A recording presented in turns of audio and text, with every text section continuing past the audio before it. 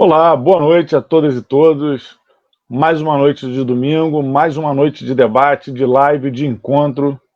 E hoje a gente vai receber aqui para conversar sobre a pandemia, sobre o que está acontecendo no Brasil, no Rio de Janeiro, na região serrana, em Teresópolis, em Nova Friburgo, dois parceiros de luta, Maria Bertosch, professora, educadora, lá no Colégio Estadual Euclides da Cunha, em Teresópolis. E aí, Maria, tudo bem? Boa noite. Boa noite, Flávio. Obrigada pelo convite. É uma honra, um prazer sempre falar com você e estar aqui com vocês todos. Maria é educadora, nos representou muito bem na candidatura a Teresópolis, a prefeitura lá de Teresópolis, na eleição, teve lá fora de época, porque o prefeito, né, teve chapa caçada, teve afastada, e Maria pautou um debate muito importante lá em Teresópolis. A gente vai conversar um pouco mais sobre Teresópolis daqui a pouco. Agora eu vou chamar aqui também um grande parceiro de luta, fundador do PSOL, presidente atualmente do diretório lá em Nova Friburgo, Rodrigo Inácio. Como é que tá, Rodrigo? Tudo bem? Oi, Flávio, tudo bem? Obrigado aí pelo convite, prazer estar aqui contigo, aqui participando dessa live, para a gente discutir a situação aí da pandemia, principalmente aqui nas cidades aqui da região serrana, né? Importante estar fazendo esse debate hoje aqui contigo. Tá com uma cara descansada, hein, rapaz? Tô sentindo que não, cara. Tá fazendo bem, hein? Não, eu tô tranquilo, eu tô descansadão. Ah, tá certo. Então, a gente tá agora aí já no mês de julho, né? Eu comentava aqui em casa sempre, eu e o Raquel, a gente, né, avaliando essa situação toda dessa pandemia e falava, olha, o isolamento social, né, né, que marcou já o ponto da chegada da pandemia ao Brasil com mais criticidade, ele se deu antes do início do outono. O outono já acabou, a gente está no inverno e ainda continua enfrentando essa situação muito difícil, né? A gente vê em outros países também muitas dificuldades, alguns tentaram retomar atividades, voltaram, depois interromperam. A gente vê nos Estados Unidos que não fez também um isolamento, teve um discurso negacionista do Trump o tempo inteiro sobre a gravidade dessa pandemia, batendo recordes de pessoas mortas pelo coronavírus, de pessoas infectadas. E aqui no Brasil também uma situação muito crítica, né? A gente já passou aí de 1.800.000 infectados, de 71 mil mortos, né? Sendo o segundo país com o maior número absoluto de mortos e também um dos países no mundo com a maior taxa de mortalidade. Porque o Bolsonaro usa um discurso onde ele fala assim, no Brasil o número é mais alto que nos outros países porque o Brasil é muito maior. E não é verdade. É claro que a gente tem um número, né, maior pelo nosso tamanho, mas os nossos índices também são cada vez maiores, comparando o tamanho da população com o número de mortos. E a gente ainda está num ponto alto da curva de infecção. Na verdade, a gente já tem hoje 9 estados no Brasil onde a curva cresce, alguns se estabilizou, e em 4 estados somente que essa curva está diminuindo. O Rio de Janeiro, felizmente, é um dos estados onde, apesar de continuar com um patamar muito alto, a nossa curva começa a reduzir. Aqui no Rio de Janeiro, a gente já teve mais de 129 mil casos confirmados e mais de 11 mil mortes. Isso é muito, eu tenho chamado muita atenção, esse é até um levantamento importante vocês fazerem na cidade de vocês. No Brasil, no ano passado, por exemplo, a gente teve cerca de 40 mil assassinatos, entre 40 e 45 mil. Esse ano, em 3 meses, o coronavírus já matou 71 mil. Infelizmente, como a curva desce, e quando ela desce, a gente ainda tem muita morte semanalmente, é muito difícil que o coronavírus deixe menos de 100 mil mortos no Brasil. Isso vai ser mais do que o dobro, talvez a gente chegue no triplo do número de assassinatos que morreram no ano passado. O Bolsonaro se elegeu com um discurso de que ia combater a violência, de que ia... É muito importante a população pensar qual é o comportamento do governo Bolsonaro diante de uma pandemia tão grave que em 3 meses já matou muito mais do que todos os assassinatos que aconteceram no ano passado. Então isso é uma questão, inclusive, vocês levantarem aí na cidade de vocês, né, em Teresópolis, em Friburgo, porque se ainda não bateu o número de assassinatos, já deve estar para bater. Aqui em Niterói, por exemplo, já bateu. Aqui a gente já passou de 230 mortos, Ano passado aqui a gente teve 210 mortes violentas, 103 assassinatos e 107 mortes causadas pela polícia. Aqui ano passado a gente teve mais mortes causadas pela polícia do que assassinato nas ruas. E esse ano o coronavírus já ultrapassou aí já mais de 10% o número de assassinatos, de mortes violentas do ano passado, considerando o conjunto dos assassinatos e os homicídios decorrentes da resistência à ação policial, os chamados autos de resistência, que mostram que a polícia está muito violenta. Maria, como é que está esse quadro aí em Teresópolis? Como é que está a pandemia? Se tem muita gente infectada, se está tendo teste, como é que estão as mortes e como é que está a ação da prefeitura em Teresópolis?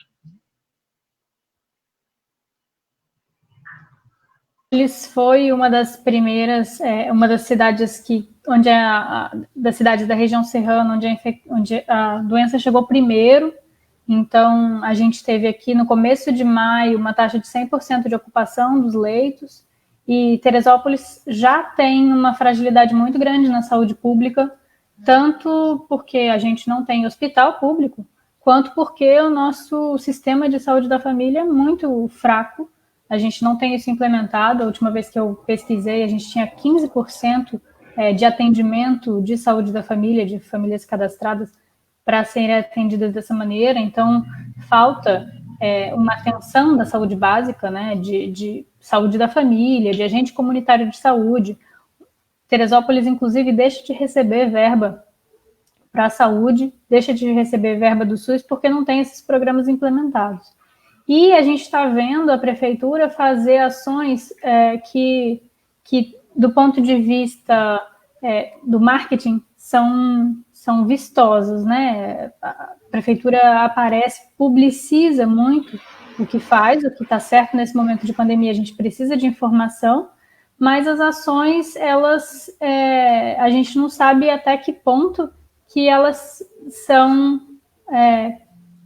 uma ação meio fake, sabe? Assim, tem uma questão grave. A gente teve, no começo de maio, uma taxa de 100% de ocupação dos leitos de UTI. A prefeitura conseguiu convênios com hospitais privados para diminuir essa taxa de ocupação, para conseguir mais leitos, mas a gente teve informação e teve notícia de que Teresópolis ia transferir pacientes para outras cidades, e a gente não teve informação da prefeitura se transferiram, e se transferiram, se esses pacientes estão sendo contabilizados como pacientes de Teresópolis ou não. Então, a prefeitura quis reabrir o comércio, porque o prefeito que ganhou, né, a eleição de 2018, ele ganhou apoiado pelos comerciantes, pelo empresariado local, sobretudo pelo grande empresariado local. Então, tinha uma pressão da base de apoio dele para que ele reabrisse o comércio. Só que para reabrir o comércio, ele precisava diminuir a taxa de ocupação de leito.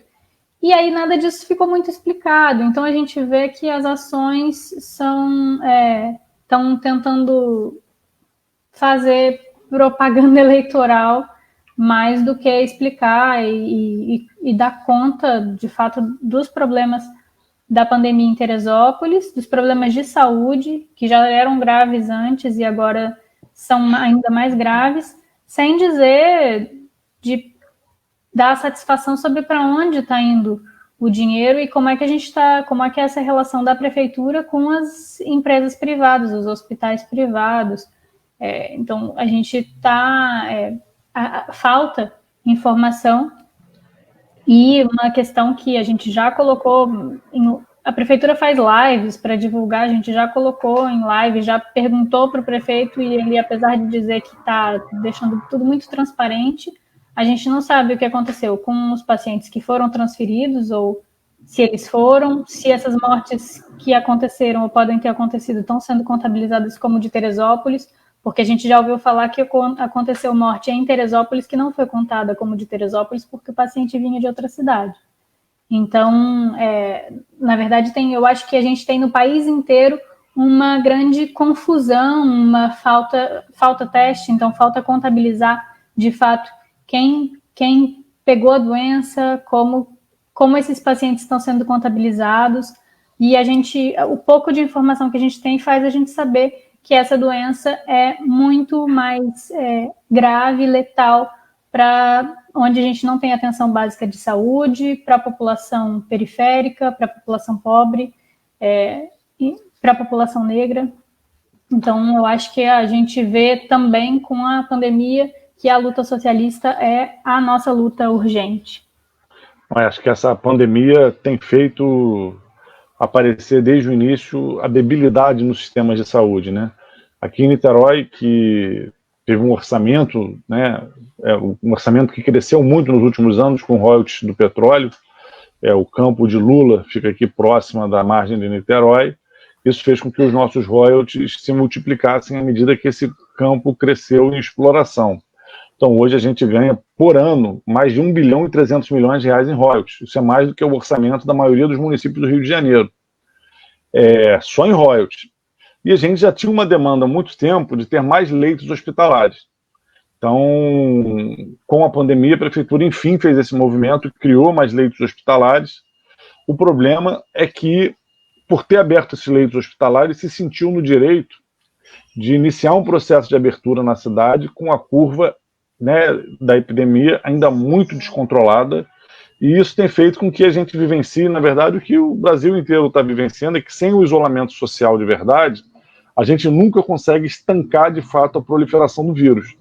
Então a gente já está há mais de 3 meses em quarentena e o vírus continua, né, porque a gente não consegue fazer como outros países fizeram, de que parou e o vírus ficou controlado, você reduziu a taxa de infecção. Aqui a gente está nessa batalha. Como é que está aí em Friburgo, Rodrigo? Eu ouvi dizer que aí também está com um problema de ocupação grande de leito, né?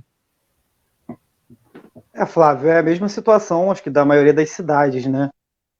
Aqui em Friburgo, o prefeito Renato Bravo decretou o fechamento, né, das atividades comerciais em 23 de março, já tinha decretado o fechamento das unidades de educação no dia 13, né, para serem fechadas a partir do dia 16 de março. As aulas da rede ficaram suspensas e tem uma falta de informação muito grande da prefeitura, né? No final de maio, o prefeito Renato Bravo sinalizou com um decreto flexibilizando o isolamento social e a Defensoria Pública conseguiu uma liminar na Justiça suspendendo esse decreto. Infelizmente, né, nos organismos de discussão, a prefeitura ouvia somente os empresários da cidade, Firjan, CDL, e não dava espaço para a participação, né, dos atores sociais, da população, dos trabalhadores, dos sindicatos dos trabalhadores, e o Fórum Sindical Popular de Friburgo, você conhece a atuação do fórum aqui na cidade, entrou como interessado nessa discussão, forçou a participação e começou a participar como interessado na discussão, né, da flexibilização aqui em Friburgo. A gente conseguiu, né, com o Fórum e Defensoria, atrasar mais de um mês a flexibilização, não por ser contra simplesmente a flexibilização, mas porque o prefeito Renato Bravo queria adotar uma flexibilização sem nenhum método, sem nenhum tipo de controle, pura e simplesmente flexibilizar as atividades enquanto a curva de contaminação não descia, né? Friburgo tem um dado que é um dado alarmante, que enquanto a média nacional gira entre 15% e 16% de contaminação de profissionais de saúde, Friburgo chega a ter 27% de contaminação dos profissionais de saúde que atuam no Hospital Raul Sertan, que é o hospital de referência em Nova Friburgo, né? Tem a situação do hospital de campanha. Friburgo era uma das cidades que seria construído o hospital de campanha, e o Flávio acompanha toda essa situação do governo do estado com relação aos hospitais de campanha. Toda essa carga ficou com o Hospital Municipal Raul Sertan, com os profissionais de saúde que atuam nesse hospital, e aí a gente vê, né, um dado alarmante desse, indica que alguma coisa está errada, né? Se há esse alto índice de contaminação dos profissionais de saúde, se a prefeitura não discute com os atores sociais para adotar as medidas de flexibilização, e a gente teve que fazer carga para participar disso. Friburgo hoje adota a flexibilização, né? A gente vê que as ruas da cidade, o movimento cresceu muito, não há nenhum tipo de controle da prefeitura sobre esse tipo de flexibilização, e os casos têm aumentado, saltaram, né, em 5 dias, 100 novos casos em Nova Friburgo. E a gente chegou a 41 mortes e 100% de ocupação dos leitos de UTI. a prefeitura adota esse sistema, criou um sistema de bandeiras para flexibilização, mas coloca os leitos de hospitais particulares nessa conta. E Friburgo não adotou a fila única, né, não tem nenhum convênio para acessar esses leitos. Então, usa os leitos para a conta, para fazer a flexibilização, mas a população em geral não vai ter acesso a esses leitos, caso seja contaminada e necessite de uma UTI para fazer o tratamento de Covid.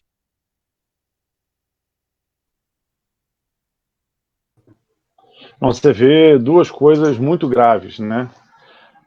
Uma é que todos os municípios estabelecem sistemas de bandeira para definir essa transição diferentes entre si.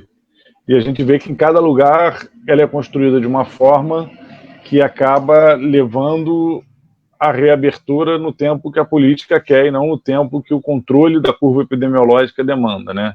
Você vê aí, é um absurdo, né? Eu acho, inclusive, que já que a Defensoria já entrou com uma primeira ação, podia entrar com uma segunda, para já que os leitos privados estão entrando no cálculo da disponibilidade de leitos, tem que ser disponibilizado esses leitos para o atendimento ao público.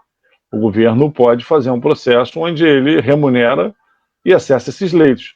Até porque o hospital de campanha, infelizmente, não vai sair mais, né? Esse esquema de corrupção, de incompetência que marcou ali o coração do governo Witzel nessa pandemia é muito grave e vai ter muito impacto. O hospital que era para, de fato, desafogar a rede em Friburgo, em Teresópolis, em Cantagalo, em Sumidura, em toda a região, em Carmo, ele não saindo, ele impacta todos os municípios. E é claro que é diferente em termos orçamentários o Estado ter capacidade de abrir um hospital com 100 leitos aí na região e abarcar de todos os municípios, do que cada município sozinho ter que abrir 30, 40, 50 novos leitos e ter esses recursos. Esse fracasso do governo Witzel é algo muito grave. E é lamentável, né? A gente está vivendo no Brasil um momento muito grave da nossa história. A gente tem um presidente que ele não é só alguém que defendeu ou tentou justificar a ditadura. Ele é alguém que o tempo inteiro caçoou dos mortos da ditadura, que falou que o problema foi torturar e não, né, torturar muito e não matar mais, porque deveria ter matado mais. Tinha na porta do gabinete dele em Brasília um cartaz se referindo à busca pelos mortos e desaparecidos da ditadura com uma frase de que quem procura osso é cachorro. Ou seja, não era só alguém que era de direita, conservador e entendeu uma defesa da ditadura. Era alguém que defendia sempre de forma sádica o aspecto mais lamentável da ditadura, que foram as mortes que ela produziu. Esse cara hoje é o nosso presidente. E como presidente, ele tem feito uma política de morte. O boicote que ele fez ao isolamento social, o boicote que ele continua fazendo às ações e protocolos para você tentar conter a proliferação. A propaganda que ele faz da cloroquina, uma irresponsabilidade tremenda. Tem um deputado, né, que é desses mais malucos aí, apoiadores do Bolsonaro, fundamentalista religioso, é uma coisa... ele, por exemplo, vira num grupo de WhatsApp dos deputados, porque agora não está tendo plenário presencial, é online, então tem um grupo de WhatsApp que está sendo muito usado para ajudar a organizar esse processo. Aí tem um deputado que vive fazendo propaganda da cloroquina. Aí eu vou e respondo. Aí ele vem e me ataca. Aí eu falo, cara, eu não estou atacando a cloroquina, eu não conheço, não sei o que é. O que eu estou atacando é vocês ficarem fazendo propaganda de um remédio que não tem evidências científicas de que vai fazer bem e tem evidências científicas de que ele faz mal, pode levar a infarto, arritmia, parada cardíaca. O mundo inteiro pesquisou, o mundo inteiro está querendo desenvolver vacina. Por que estariam escondendo efeitos positivos da cloroquina se ela realmente tivesse efeitos positivos? Então a gente tem um governo que ele não se movimenta em nenhuma pauta para, de fato, nos ajudar a encontrar respostas. Todos os assuntos mais importantes, ele entra tentando mobilizar o discurso de ódio dele para manter a militância dele mobilizada, né? Para manter a militância dele em luta, em conflito. É um governo que se alimenta permanentemente disso. Por exemplo, no campo da saúde mesmo, o governo do Bolsonaro não conseguiu dar nenhuma orientação geral para que todo mundo seguisse. No campo da economia, a gente no Brasil tem aí dependências estruturantes de vários equipamentos. Nós estamos importando de máscara a respirador da China. Tivemos um colapso. O que o governo Bolsonaro fez para amenizar isso? Eu, por exemplo, você sabe, Rodrigo, eu tentei articular em Friburgo, junto com o governo estadual, tentei empurrar o governo estadual para fazer uma política de reconversão produtiva, ou seja, ao invés de ficar importando máscara da China, botar a indústria do vestuário, botar a indústria têxtil de Nova Friburgo para estar produzindo máscara, capote, gorro. Tentamos fazer isso junto às universidades. O governo Bolsonaro não fez nada disso, pelo contrário, é só boicote, é só um discurso que cria confusão, que estimula as pessoas a irem para a rua. Eu não tenho dúvida que se Bolsonaro não fosse o nosso presidente, a gente teria um número de mortes muito menor do que o que a gente tem. E, por outro lado, ele poderia ter tomado medidas que ajudassem a economia sem boicotar o isolamento social e não tomou. Uma delas é essa que eu acabei de citar, a reconversão produtiva. Outra, por exemplo, é de que as ações sociais pensassem o funcionamento dessas cadeias. Por exemplo, aqui no estado do Rio de Janeiro, em Maria, a gente poderia ter a distribuição de cestas de alimento de víveres, também da agricultura, alface, tomate, cenoura, batata, inhame, né? Você com isso mantinha o agricultor produzindo, mantinha um acesso a alimentos, fazia a economia estadual funcionar, né? E garantia uma alimentação mais saudável para quem está em casa.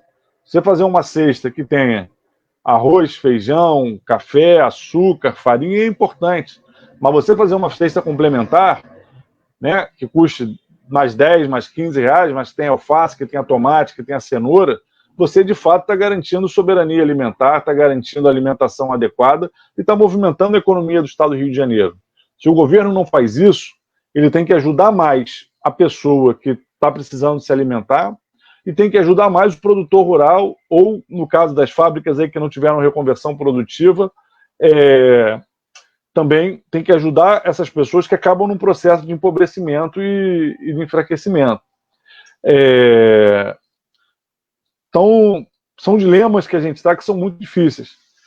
Como é que está o bolsonarismo aí em Teresópolis, ô Maria? Continua com força?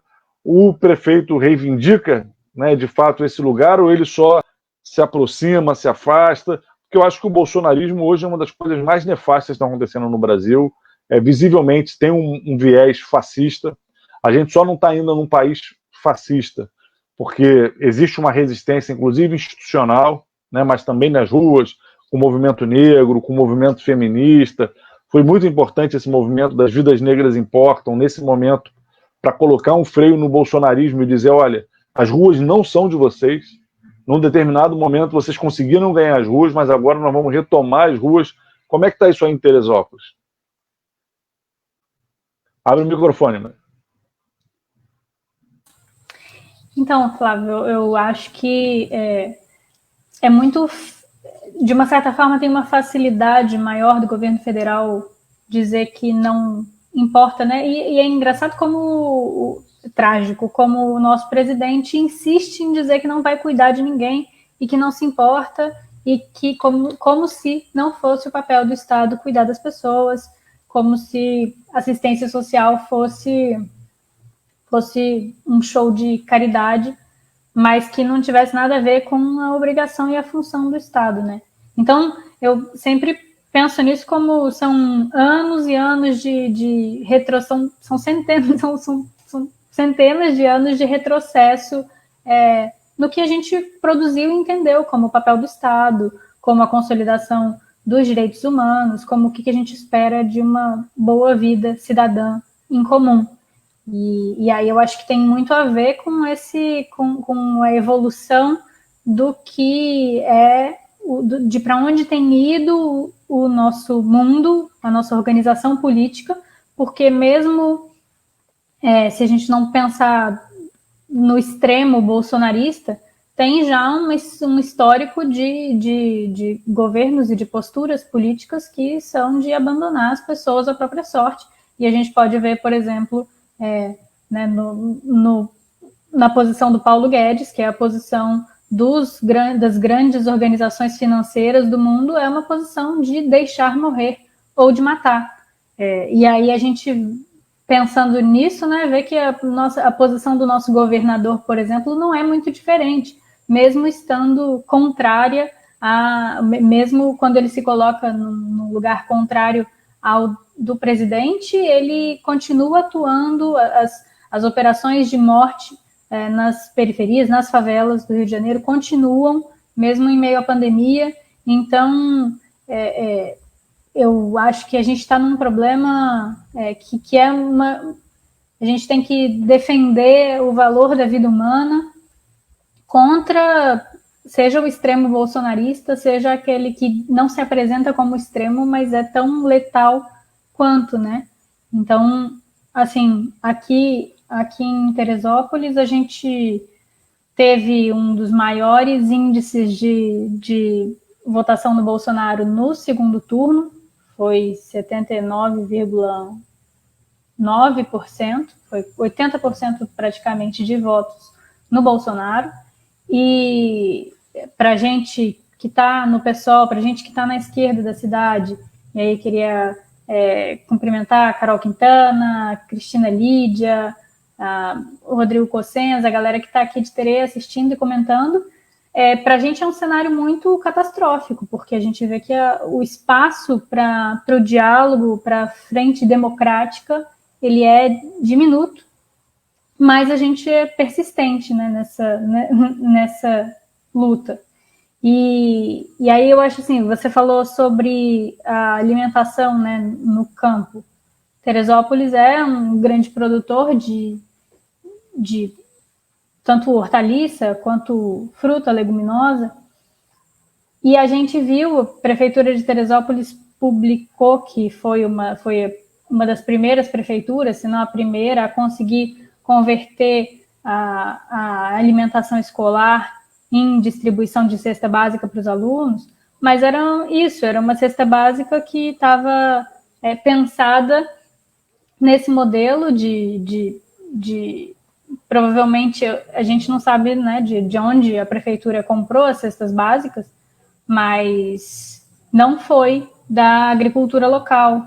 Então eu me pergunto, e perguntei já para a prefeitura em lives, e como que aconteceu e se manteve-se a compra da alimentação escolar que deveria ser feita da produção familiar, né? Porque é preciso que 30% pelo menos da merenda venha da agricultura familiar, e essa comida deveria continuar sendo comprada, deveria ser ampliada essa compra, para que a gente pudesse garantir soberania alimentar no município, não só o trabalho das pessoas que estão no campo produzindo comida, mas também fazer essa comida chegar na mesa das pessoas.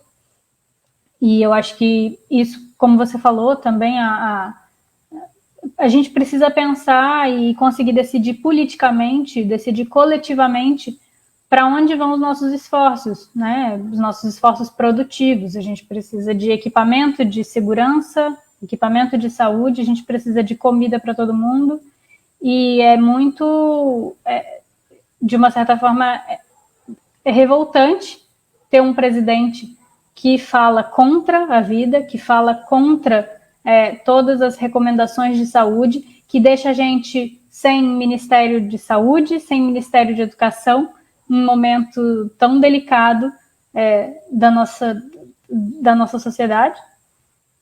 E só para concluir, a gente tem comentado bastante entre o pessoal de Teresópolis que essa pandemia estoura nos municípios e nos estados, né? É muito mais fácil culpar os prefeitos e os governadores pelo mau funcionamento do comércio, seja da saúde, seja da educação.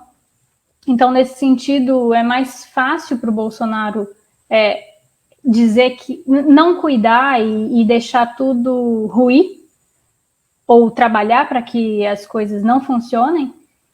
Para os governadores e para os prefeitos é mais difícil, né? Então, a gente pensa que essas eleições municipais são estratégicas nesse ano agora, para que a população cobre que os governantes, que as pessoas que estão à frente dos governos façam o trabalho do Estado, o papel do Estado de cuidar das pessoas e de promover assistência social de verdade, de promover o bem comum. Não, com certeza. Você vê essa informação que você trouxe para a gente aqui na sua primeira intervenção, de que Teresópolis só tem 15% de cobertura no saúde da família, mostra como a gente, mesmo antes dessa crise, já vivia um estado de exclusão, de acesso desigual a direitos básicos, e acho que o bolsonarismo tem feito é aprofundar isso. A pandemia associada ao bolsonarismo aprofunda isso. Por outro lado, um governo federal que não está preocupado em tomar ações que amenizem as consequências dessa pandemia, e por outro, uma crise social que vai se agravando cada vez mais, e quem está na pobreza, quem está nos territórios de favela, etc., vai sofrendo ainda mais.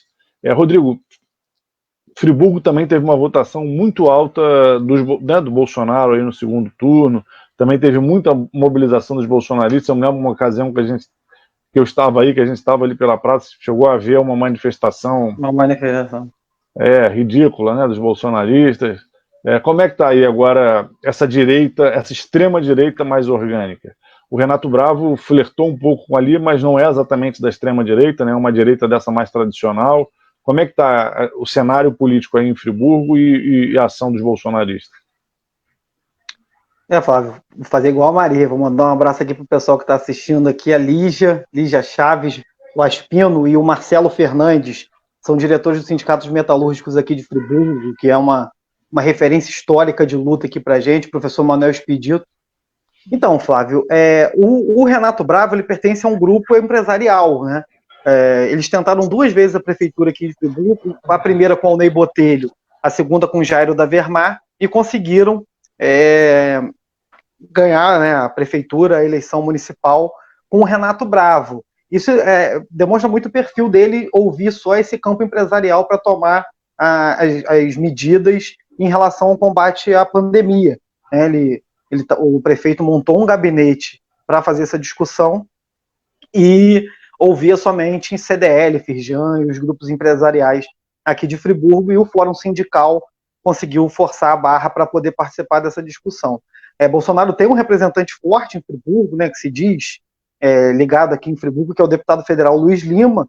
Ele foi o deputado federal mais votado na eleição passada, apesar de não ser friburguense. Ele disse que passava as férias aqui em Friburgo e teve uma votação astronômica, na esteira do bolsonarismo, mas ele foi o deputado federal mais votado na última eleição aqui em Friburgo. Sabe quantos votos ele teve, não? Se lembra, não? Teve 17 mil votos, se eu não me engano.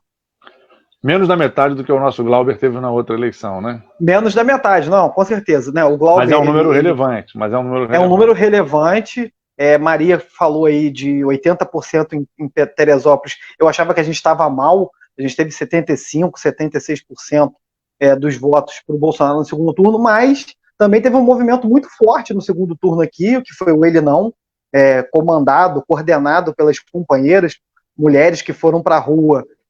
E foi um dos maiores atos, uma das maiores manifestações populares que Friburgo já viu. Eu acho que perde, né, para as de 2013 e para as manifestações que ocorreram em 99, quando da privatização da companhia de água aqui em Friburgo, era uma companhia municipal, e o ex-prefeito Paulo Azevedo vendeu para uma companhia americana. Esses atos que aconteceram do Ele Não aqui em Friburgo, no segundo turno da última eleição, foram gigantescos, né? O que traz alento para a gente também, uma cidade que tem um carimbo, uma peste de conservadora, a gente ter movimentos, né, do tamanho que teve o Ele Não no segundo turno das eleições, né, de 18, mas o resultado eleitoral traduziu o que a cidade tem essa fama de ser conservadora. O Edil Nunes, que é um companheiro dos sindicatos aqui, o coordenador do Fórum Sindical, ele fala muito bem disso, né? O ex-prefeito Heródoto conseguiu trazer um mito da Suíça brasileira, o mito do paraíso capitalista, e colocar os trabalhadores como colaboradores, conseguiu colocar na cabeça uma propaganda muito forte que teve aqui em Friburgo. Por exemplo, havia o jogo dos industriários, não era o jogo dos trabalhadores das indústrias, é o jogo dos industriários, colaboradores. Isso surtiu muito efeito, né? Essa propaganda surtiu muito efeito, e a gente faz essa disputa de narrativa para poder contornar o momento político que Friburgo atravessa. Mas tem essa figura do Luiz Lima, que ainda fica pairando aqui na cidade como uma liderança bolsonarista, e vão ter seus candidatos aqui na cidade para tentar levar a eleição desse ano.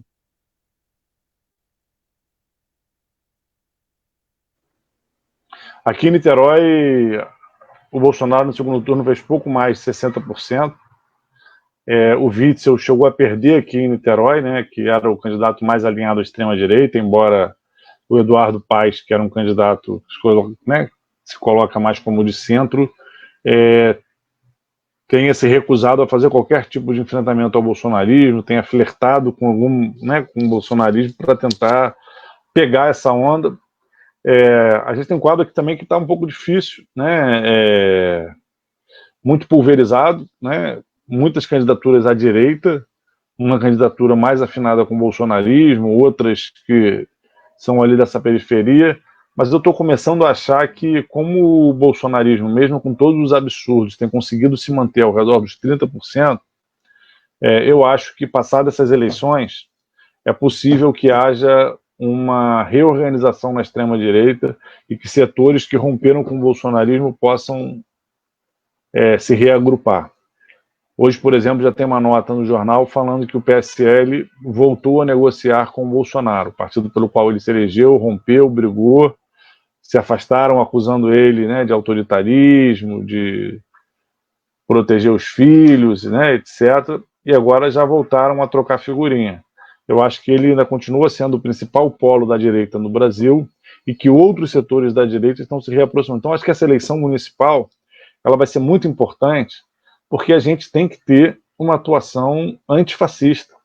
A gente tem que dizer, Bolsonaro é fascista porque ele o tempo inteiro mobiliza ódio, perseguição às minorias, tensiona as instituições democráticas no sentido de fechá-la, tem uma perspectiva autocrática, né, que marca muito as atuações do Bolsonaro,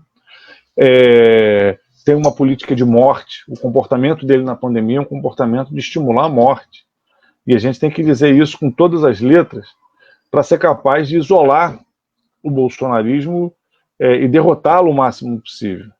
Nesse sentido, a importância da gente ter vereadores, prefeitos, que não só não sejam bolsonaristas ou fascistas, mas que estejam comprometidos com o enfrentamento ao bolsonarismo e ao fascismo é muito importante, né?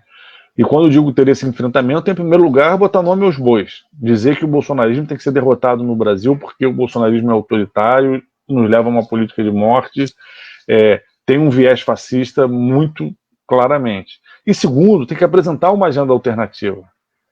A gente está na maior crise social no Brasil das últimas décadas, com recorde de desemprego, pessoas passando fome. Quando voltar essa pandemia, quando voltar o funcionamento das coisas, é que essa crise vai aparecer de forma ainda mais brutal diante dos nossos olhos. E aí a gente tem que colocar uma mudança de sentido nas políticas que vêm sendo feitas no Brasil nos últimos anos. Porque o bolsonarismo ele aprofunda. Mas sob Temer a gente viu uma emenda constitucional 95 que está asfixiando o Sistema Único de Saúde. E a gente está diante de uma pandemia que está exigindo do sistema de saúde e que vai continuar exigindo. Porque mesmo que a vacina saia, ela ainda vai demorar meses para sair, para chegar no Brasil, para permitir uma cobertura de toda a população.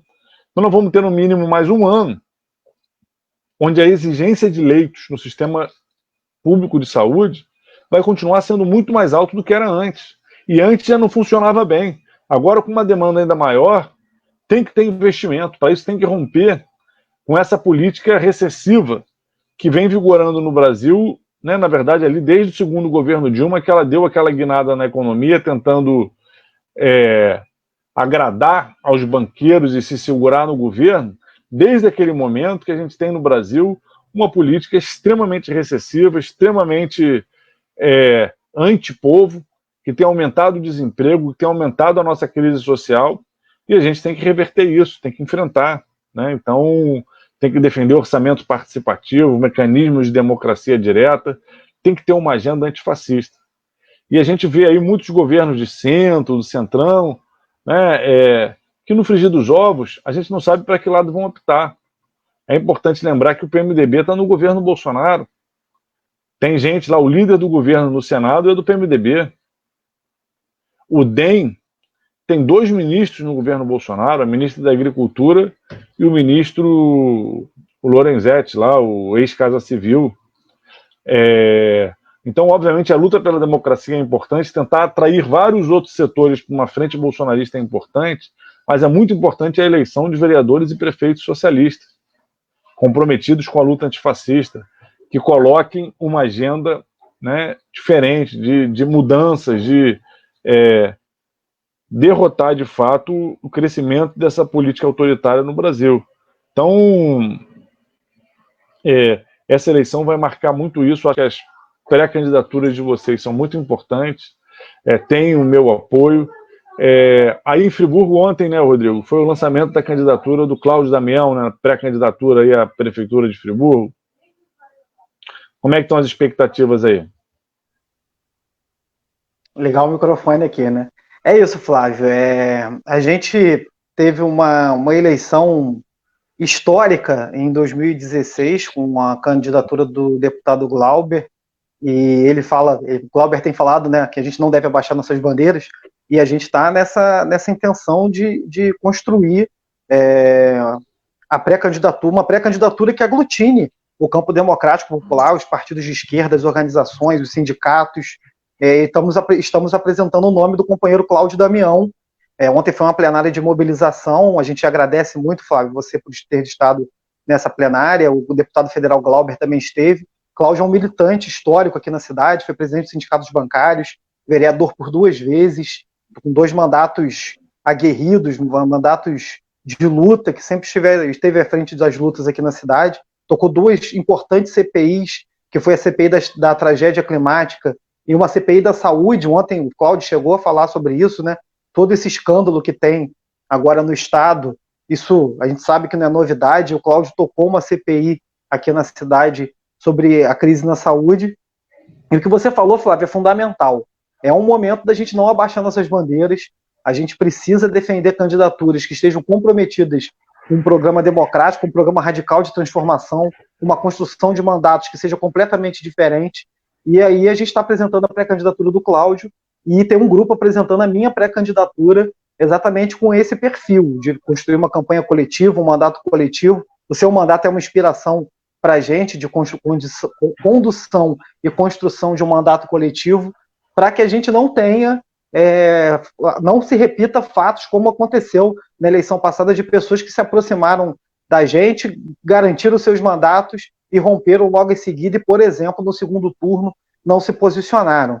A gente precisa de gente que tenha compromisso com as nossas pautas, com as nossas bandeiras, com as lutas dos trabalhadores, com as lutas dos profissionais de educação, dos profissionais de saúde da cidade, que tenha referencial, né, nas lutas coletivas. E a nossa ideia, a nossa intenção, que não é uma candidatura minha, é uma candidatura que vem sendo apresentada coletivamente por um grupo de militantes, inclusive militantes sindicais, militantes sociais e pessoas ligadas não só ao PSOL, mas outras organizações de esquerda na cidade, é que a gente tenha um mandato de fato na Câmara dos Vereadores de Friburgo, que seja referência de luta, que esteja disposto a construir as lutas e a resistência aqui na cidade, que vão ser importantíssimas para o próximo período, a gente enfrentar o bolsonarismo e seus aliados.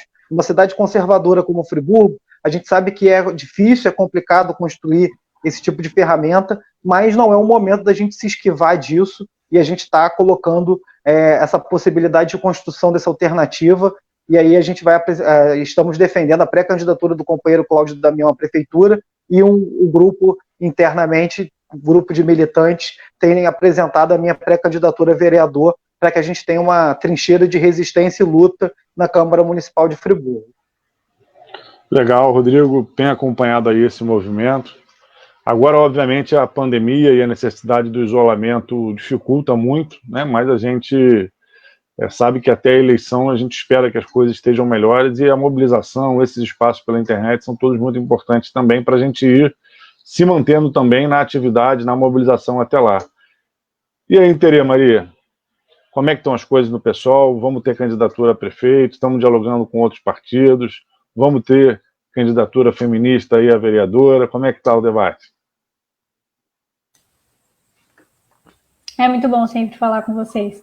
Aqui em Terê, a gente entendeu que é importante que o pessoal apresente uma candidatura, porque a gente tem feito um trabalho importante, que a gente entende que tem sido importante no município, de apresentação de proposta política real para que as coisas melhorem. Então, a gente entende que a gente faz uma oposição responsável e, ao mesmo tempo, muito radical a essa prefeitura, às prefeituras anteriores. Teresópolis passa por uma série de prefeituras muito incompetentes, né?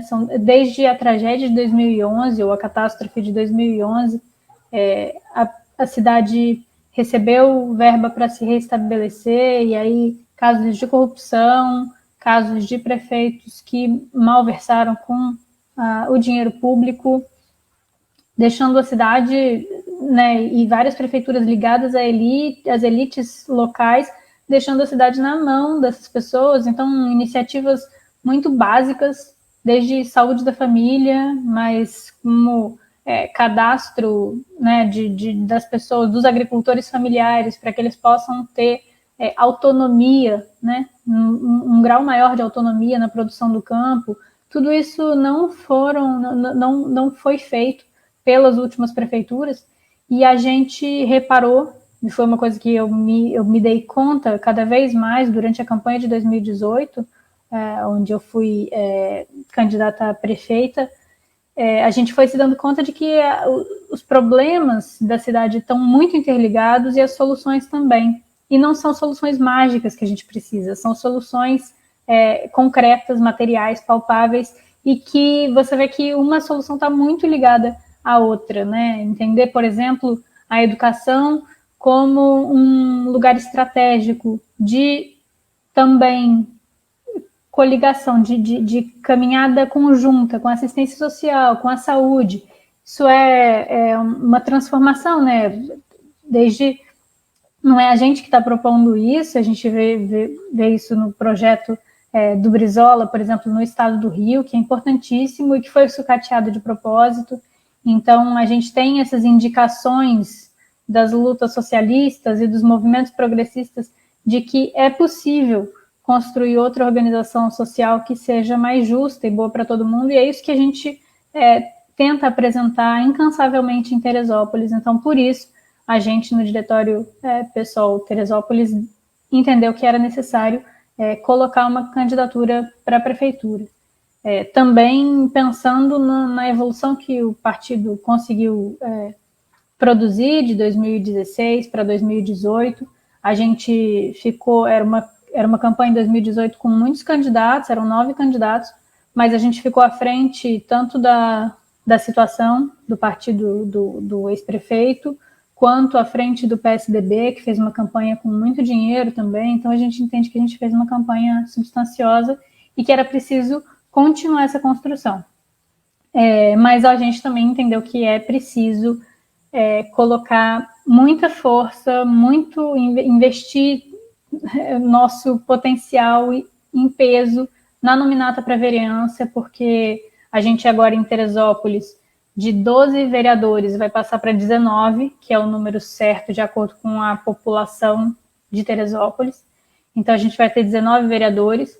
E aí, a gente, na esquerda, pensando que se a gente teve 20% de voto contra o Bolsonaro, a gente precisa de 4 vereadores antibolsonaristas, né? Então, a gente imagina que os partidos de esquerda, os partidos que se colocam responsavelmente contra o Bolsonaro, e não só por desentendimentos pontuais, mas os partidos que de fato apresentam um projeto concreto contra as políticas bolsonaristas, a gente precisa conquistar 1/5 da Câmara, pelo menos. E hoje em dia não tem nenhum vereador em Teresópolis que seja, que tenha um projeto coerente e que, de fato, seja em prol da população.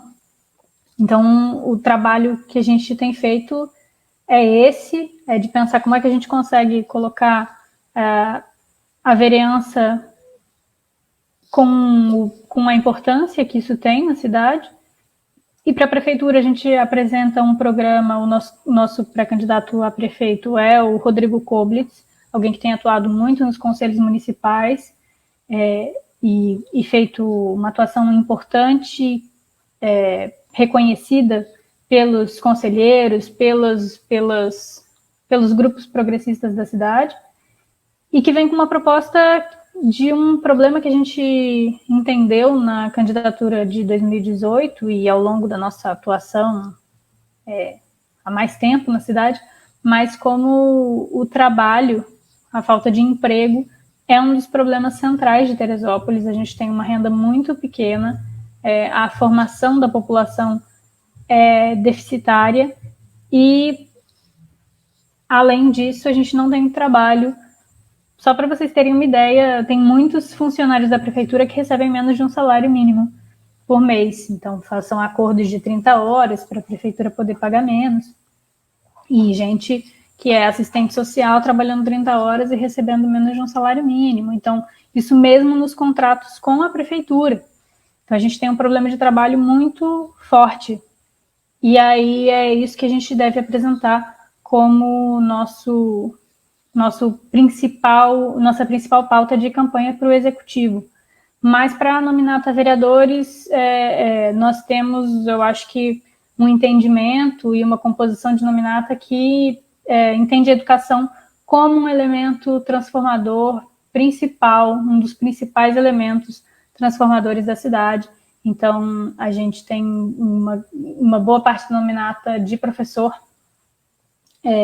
pensando a educação no município, a educação estadual, e a gente tinha o curso de turismo da UERJ em Teresópolis, que voltou para o Rio, para a UERJ Maracanã. Então, a gente perdeu essa também recentemente, e a gente faz essa luta entendendo que a gente precisa de representação popular na Câmara dos Vereadores, e eu entendo que a minha ideia é que a gente possa contribuir com o debate político na cidade, elevando o nível do debate político, fazendo uma oposição responsável e transformando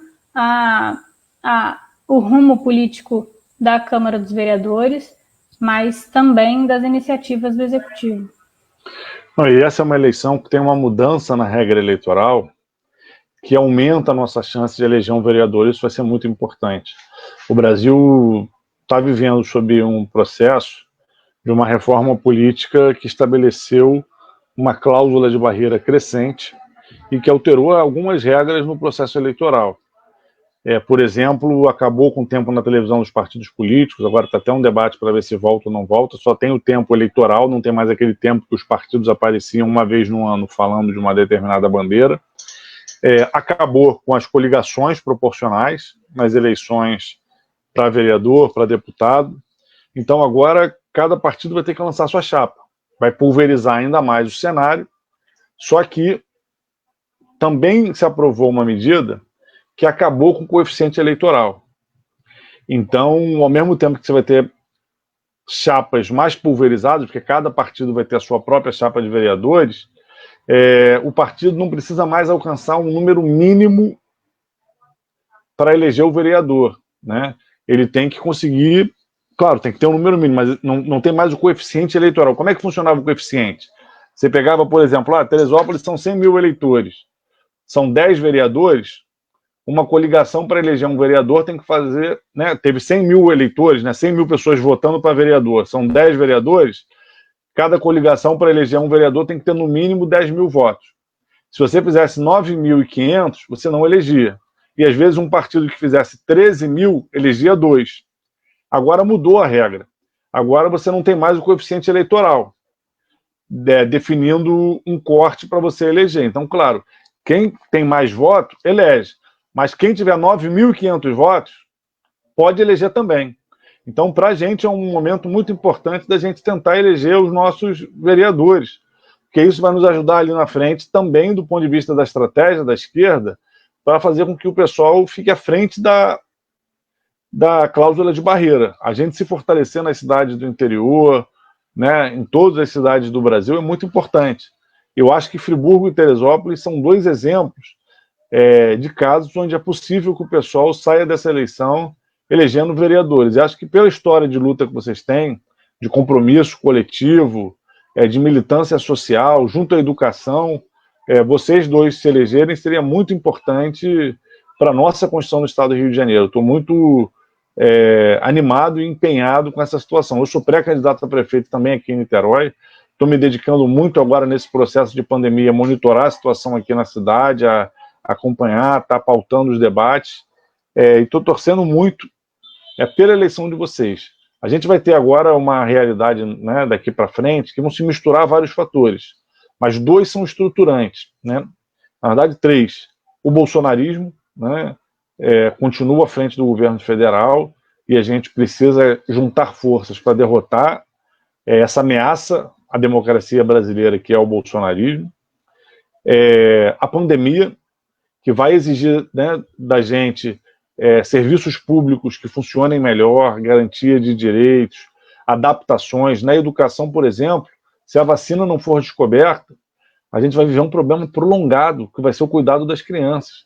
Porque se levar para a creche, para a pré-escola, as crianças podem se contaminar de forma assintomática, contaminar as famílias, e a gente viver novas ondas do coronavírus, né, de forma muito brutal.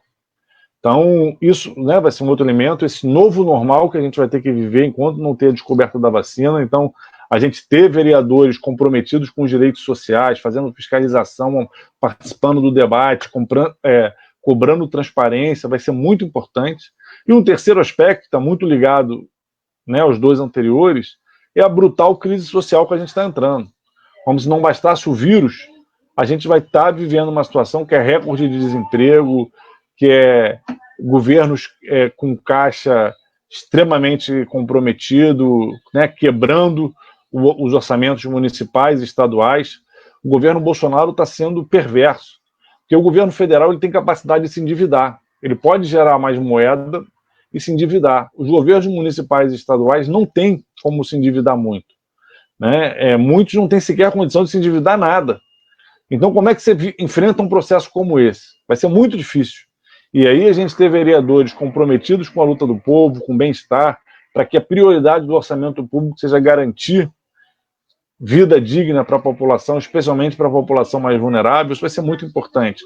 A gente citou aqui alguns exemplos, como a prefeitura poderia, nesse momento, em Teresópolis, estar comprando da agricultura local para fazer a economia funcionar, né? Ou seja, você, ao mesmo tempo que está ajudando a pessoa que está com fome, você também está ajudando o outro lado, que é o agricultor, o produtor. Tem uma galera aqui de Niterói, do Rio, que está fazendo um mutirão do Bem Viver, e eles estão comprando produtos da agricultura agroecológica no Rio de Janeiro e estão distribuindo cestas, né, com uma grande quantidade de produtos agrícolas para fazer essa conexão entre o campo e a cidade, entre o trabalhador rural, a agricultura familiar. Está rolando aqui em Friburgo também, Flávio. Aí em Friburgo também. Tá rolando mutirão. Ah, também estão participando, mesmo processo. Legal, importante ver se a gente consegue fazer aí também, Maria. Aí tem muito agricultor, muita agroecologia, é muito legal, o pessoal faz uma vaquinha na internet, levanta um dinheiro e compra do produtor agroecológico, produtor familiar, e distribui os alimentos, né, agrícolas, fruta, verdura, legume. Está sendo muito legal e não é isso, os governos poderiam estar fazendo isso numa escala muito maior, mas não fazem.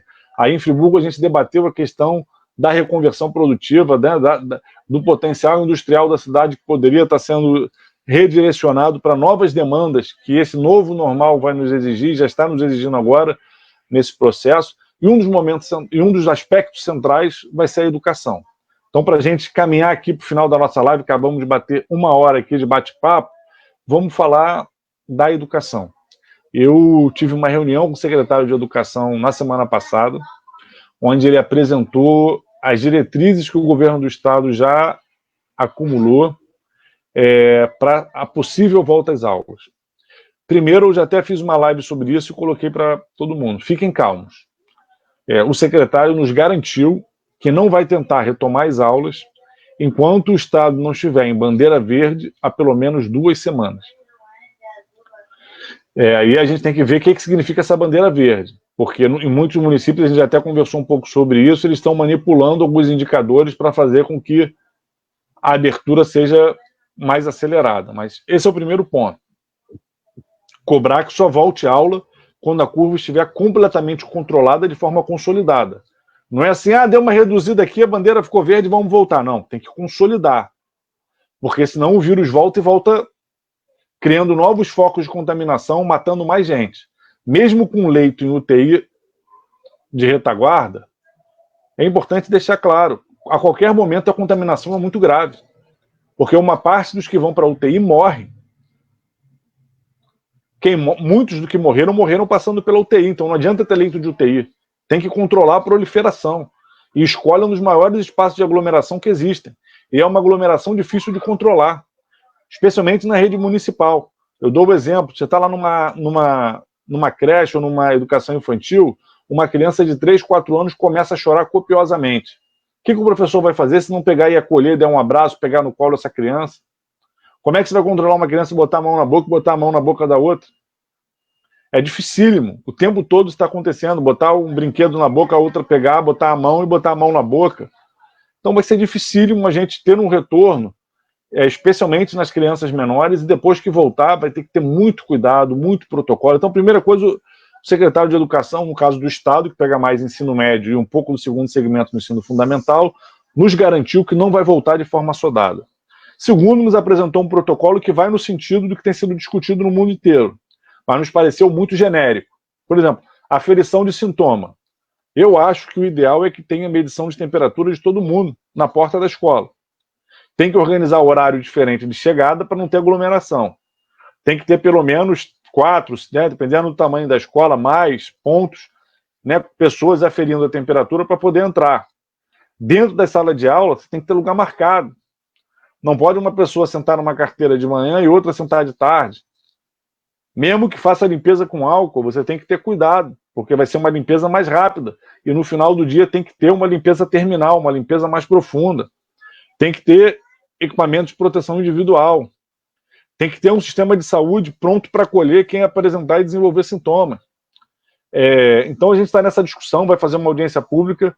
Amanhã nós vamos fechar se vai ser nessa quinta-feira ou se vai ser na semana que vem. Nós temos uma disponibilidade lá de agenda, temos que confirmar com a Secretaria.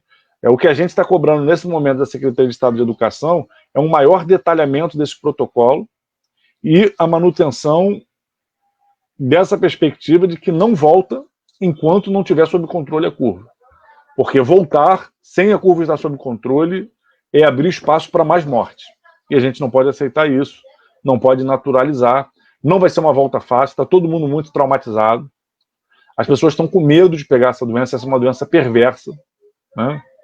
Então tem que ser tudo feito com muita calma, com muito detalhamento, para garantir que não se prolifere. Não está na hora de voltar. Isso é um debate importante. Como é que está essa discussão aí nas cidades de vocês?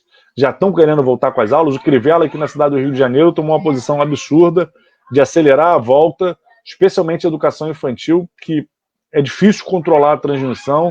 Como é que está aí Friburgo e Teresópolis? Como é que está aí, Maria? Me responde isso, falando sobre esses desafios desse novo normal, falando dos desafios que essa pandemia nos coloca, e já fechando aí para a gente ir caminhando aqui para o final da nossa live. Então, aqui em Teresópolis aconteceu agora há pouco tempo, junto dessa medida de entregar a cesta básica, a prefeitura fez uma entrega em 2 dias, de acordo com o CPF, porque tem restrição de circulação, CPF par, ímpar.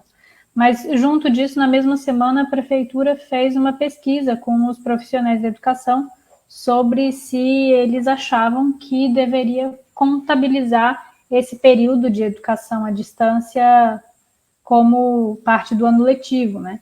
E eu entendi a posição dos profissionais como os profissionais da educação querem que seja contabilizado como trabalho, uma vez que a gente está trabalhando, né? Os profissionais da educação estão super sobrecarregados nesse momento.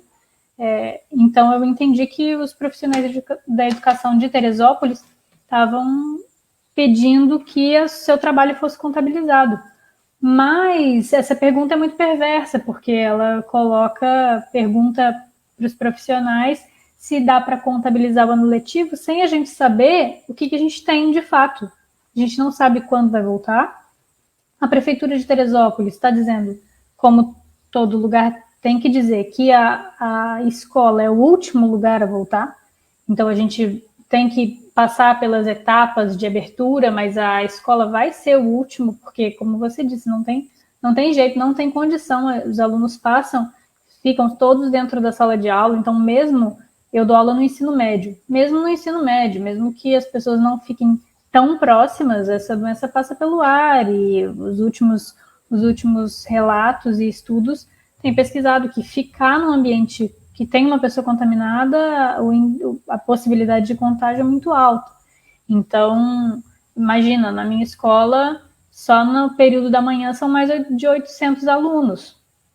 Tem mais de 800 alunos juntos, a chance de ter gente contaminada e de contaminar o resto é muito alta. E então estão prevendo, falando em rodízio e etc.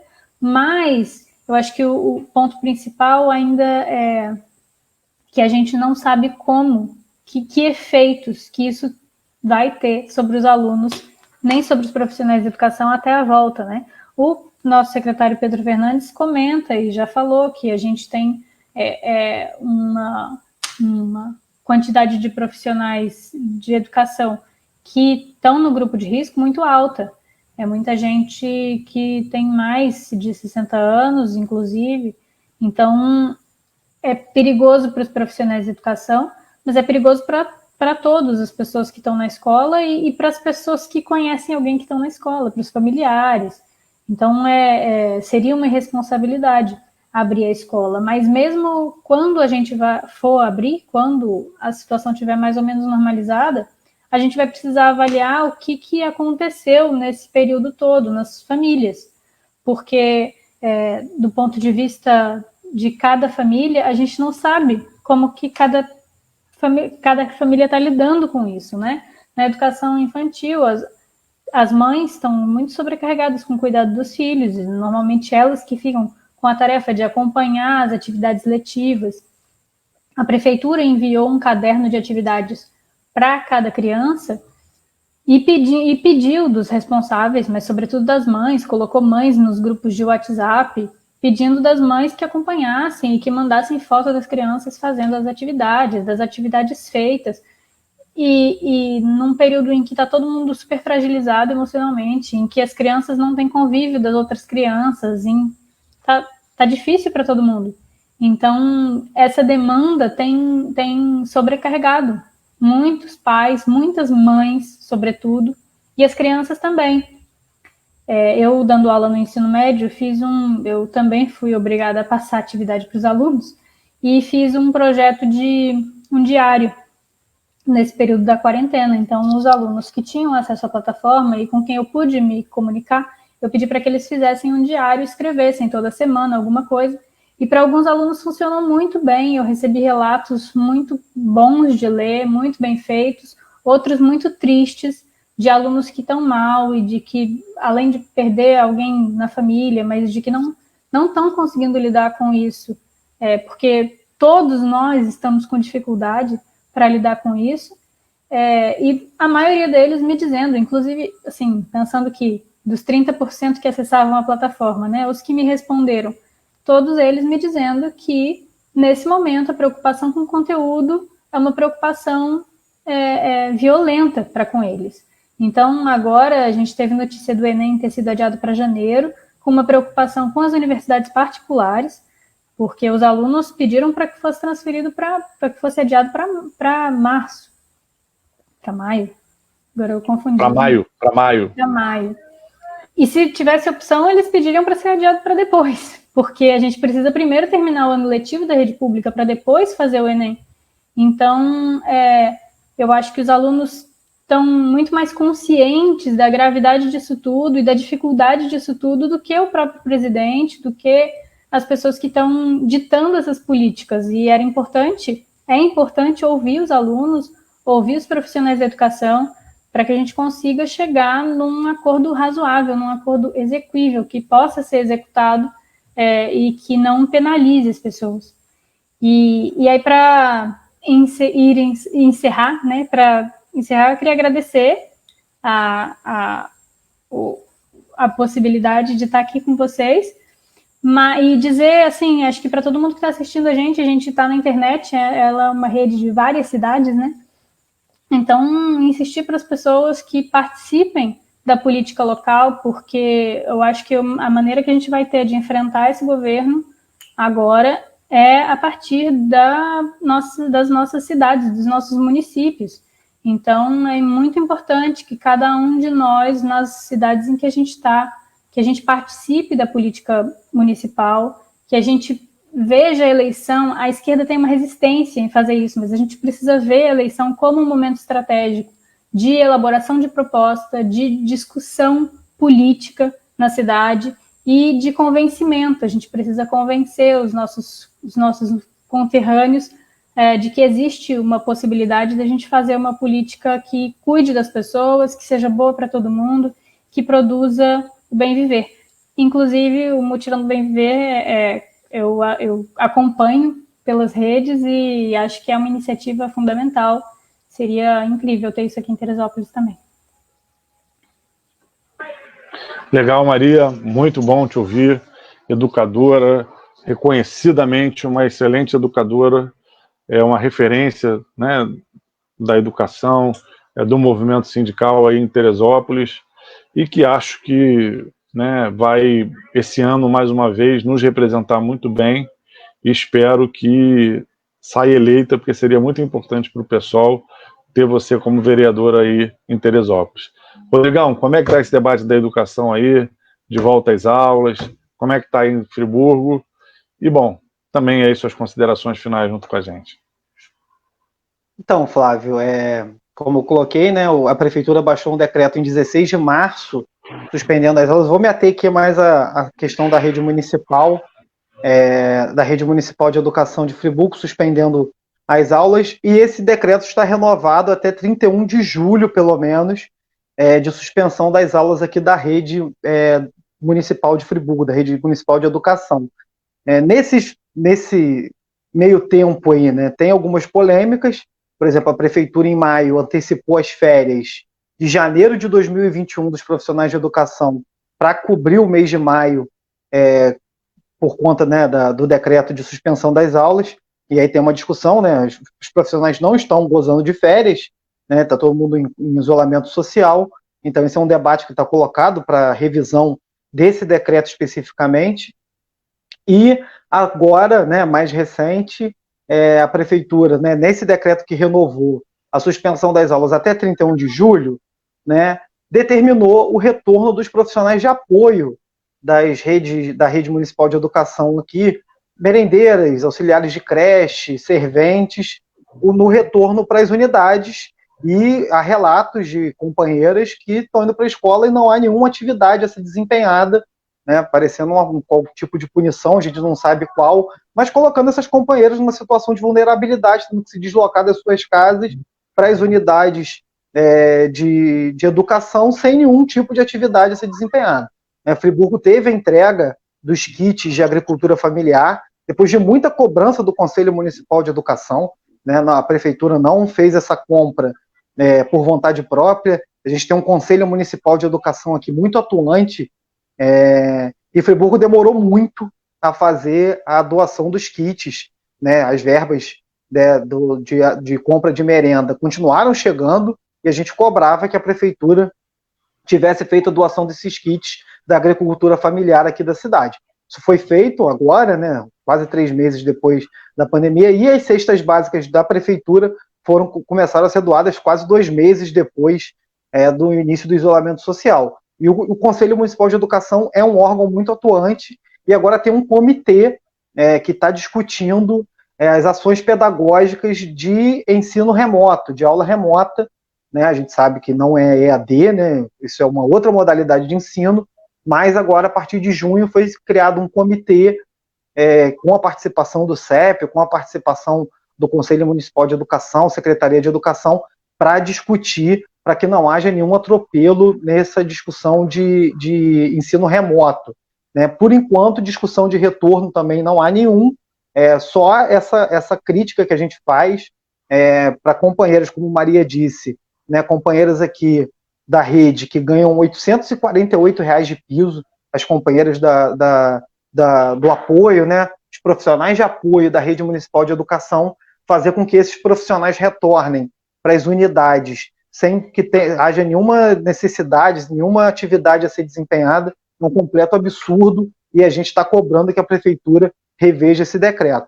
No mais, Flávio, agradecer a possibilidade de estar aqui debatendo com você, com Maria, saudades, né? A gente está nesse isolamento aí, estava conversando hoje com Maria, né, que além de uma companheira, além de uma pessoa que eu admiro, é uma amiga que eu tenho, a gente gosta de estar junto, a gente gosta de conversar, e esse isolamento não tem permitido isso.